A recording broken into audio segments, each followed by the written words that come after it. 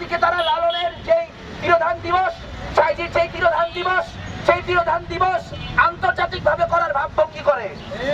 তারা এতদিন পর্যন্ত লালনের সাইজির তিরোধান দিবস ছিল হচ্ছে বাউলদের হাতে, সেটিকে রাষ্ট্রায়ত্ত করে। তার মানে তারা সরকারি ভাবে এখন থেকে সাইজির তিরোধান দিবস পালন করবে। কিন্তু তারা সেই তিরোধান দিবস পালন করে একদিকে, আর একদিকে আমরা দেখতে পাই আমাদের এখানে বাউলদের যারা কিংবদন্তি তাদেরকে গ্রেফতার করে জেলে পড়া হচ্ছে। আমরা বুঝতে পারি তারা যে আসলে লালন সাইজির তিরোধান দিবস পালন করার চেষ্টা করছেন, ওটা আসলে তারা তিরোধান দিবস পালন করার চেষ্টা করছেন না। তারা আজকে ওইটা নিজেদের আয়ত্তে নেবেন, পরের বছর কি করা যাবে কি করা যাবে না নিজেরা নির্ধারণ করবেন, তারপরের বছর আরো কিছু করবেন। যদি 5 বছর সময় দেওয়া হয় তাহলে বলা হবে ওহাবিদের মতো করে লালনকে আমাদের ব্যাখ্যা করতে হবে। এটা আমরা করতে প্রস্তুত না। বাংলাদেশের মানুষ তারা নানান ধর্মের বর্ণের নানান ভাবে তারা এখানে আছেন, কিন্তু এইখানকার যে মাটি, সেই মাটিতে যারাই এখানে ধর্ম প্রচার করেছেন তারা যে প্রেম ভাব, সেই ভক্তি ভাব নিয়ে এখানে এসেছেন, সেই প্রেম ভাব ভক্তি ভাবের প্রতি বাংলাদেশের আপামর জনতার একটা সম্মান আছে, সম্ভ্রম বোধের জায়গা আছে। আজ তারা মানুষের মাজার থেকে তাদের কবর তুলে নিয়ে জ্বলন্ত জ্বালায় দিচ্ছে।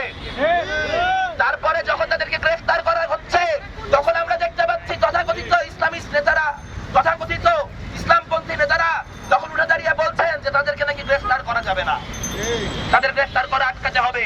তার মানে তাদের অধিকার হচ্ছে মাজার ভাঙার অধিকার, তাদের অধিকার হচ্ছে অন্যের ধর্মাচরণে, অন্যের সাংস্কৃতিক আচরণে বাধা দেওয়ার অধিকার। আমরা অন্য কারো কোন চর্চায় বাধা দিতে চাই নাই। বাংলাদেশের কোন তরিকতপন্থী মানুষ কোনদিন যায় কোন একজন অন্য মাযহাবের যিনি মানুষ তার ধর্মচর্চায় বাধা দিতে চান নাই। কিন্তু প্রশ্ন হচ্ছে তাহলে কেন আজকে আমাদের উপরে ধরনের নিপীড়ন নেমে আসলো? এই ব্যাপারটা বুঝতে হবে বন্ধুরা। বাংলাদেশের শুধু তরিকতপন্থী মানুষের উপর যে অত্যাচারের খড়গ নেমে আসতে তা না। আপনি দেখেন বাংলাদেশের ধর্মীয় সংখ্যালঘু সম্প্রদায়ের উপর অত্যাচারের খড়গ নেমে আসছে, বাংলাদেশের হিন্দু বৌদ্ধ খ্রিস্টানের উপর অত্যাচারের খড়গ নেমে আসছে। আপনি যাই দেখেন পাহাড়ে আদিবাসীদের উপর অত্যাচার হচ্ছে কিভাবে। আজ একটা ভূমিকম্প হলো, সেই ভূমিকম্পে আপনারা যারা ফেসবুকে দেখেছেন অনেকেই, যে সেখানে আমাদের সাভারে একটা ফ্যাক্টরিতে, সেই ফ্যাক্টরিতে যারা শ্রমিক তাদের দরজা বন্ধ করে দেওয়া হয়েছে তারা যাতে বের হতে না পারে। তারপরে তারা সেখানে আহত হয়েছে, প্রায় 200 অধিক শ্রমিক আহত। তাহলে আজকে এই দেশে শ্রমিকের কোনো কাজ করে খাওয়ার অধিকার নাই, এই দেশে তরিকতপন্থী মানুষের নিজের সংস্কৃতি চর্চা করার অধিকার নাই, এদেশে হিন্দু বৌদ্ধ খ্রিস্টানের নিজের ধর্মাচরণ করার অধিকার নাই, এদেশে আদিবাসীর আদিবাসী স্বীকৃতি পাওয়ার অধিকার নাই।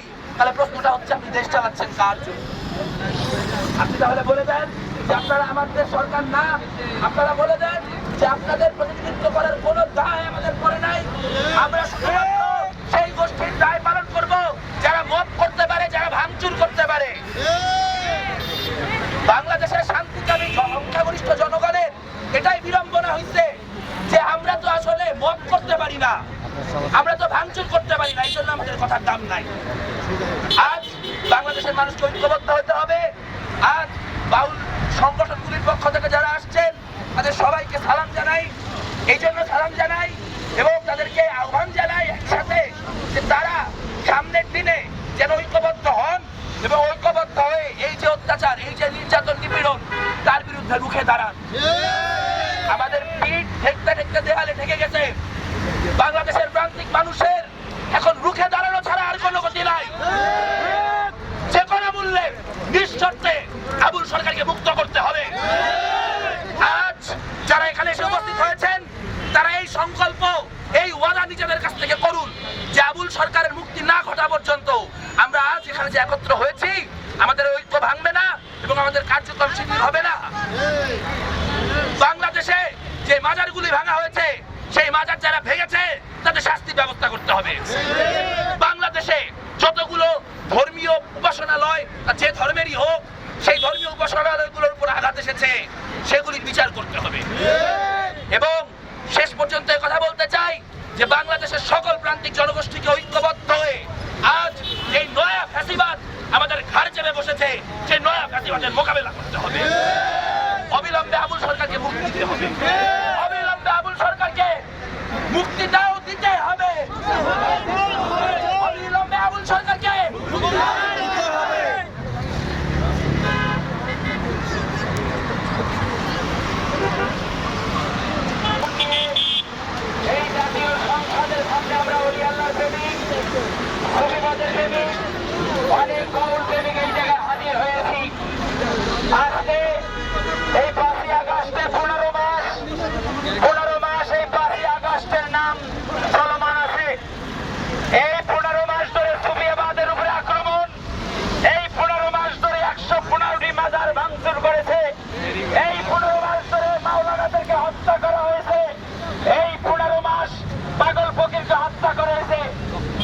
মহারাজ ছোট আবুল সরকার সাহেবের নামে মিথ্যা অপবাদ, মিথ্যা ট্যাগ লাগিয়ে, মিথ্যা মামলা দিয়ে তারে মাদারীপুর থেকে গ্রেফতার করা হয়েছে।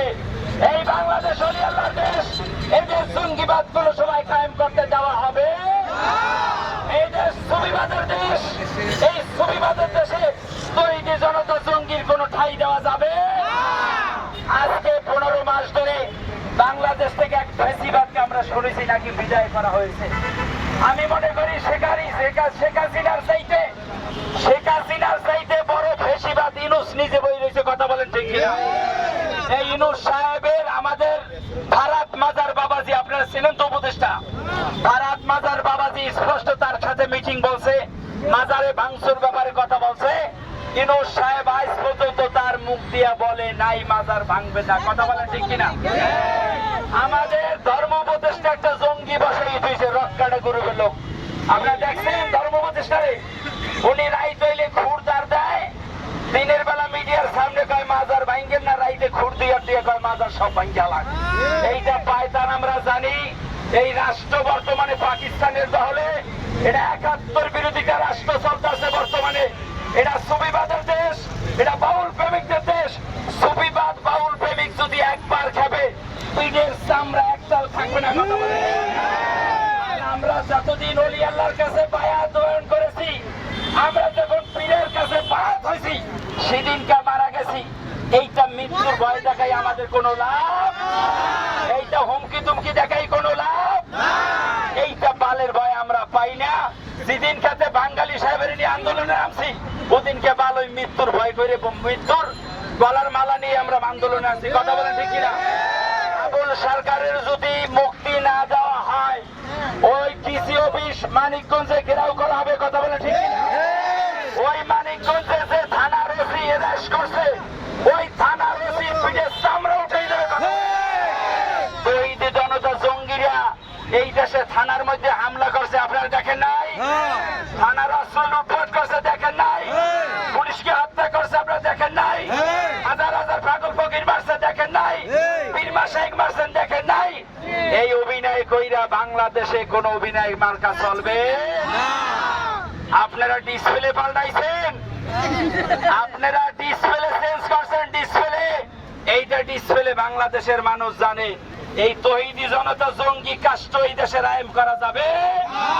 পাকিস্তান বানাইতে চান, এদেশ সুফিবাদের দেশ, এদেশ ওলি আল্লাহর দেশ, এদেশ বাউলদের দেশ, এদেশ শাহজালালের দেশ, শাহপরানের দেশ, 71 মুক্তিযুদ্ধের দেশ। এদেশ কোনদিন পাকিস্তান বানাইতে দেব না। কথা বলে ঠিক না? আবার দ্রুত যদি মহারাজ আবুল সরকারের মুক্তি না দেন, নারায়ণগঞ্জ, কেরানীগঞ্জ, গাজীপুর সবকিছু অববদ্ধ দেবো। কথা বলে ঠিক কিনা? আমাদের রোডে নামাবার কোনো চিন্তা করে না। আমরা যদি সুফিবাদ রোডে নামি, একটা জঙ্গির পিঠে চামড়া থাকবে না। কথা বলে ঠিক কিনা? তোমরা মসজিদের ভিতরে বলৎকার করো, এটার ফাঁসি হইতে পারে না? আমির হামজার লোক আল্লাহর বিরুদ্ধে, কোরআনের বিরুদ্ধে কথা বলে, এটার বিচার হইতে পারে না? তোমরা কইলে কোনো দোষ নাই, আর বাউলেরা কইলে দোষ। তোমরা হাজার হাজার মাদ্রাসার ভিতরে ছোট ছোট পোলাপানের বাসা মাইরে সব লাল করে আলাইছে। কথা বলে ঠিক কিনা? ওদের ফাঁসি হইবে এই দেশে আগে। ধন্যবাদ সবাই।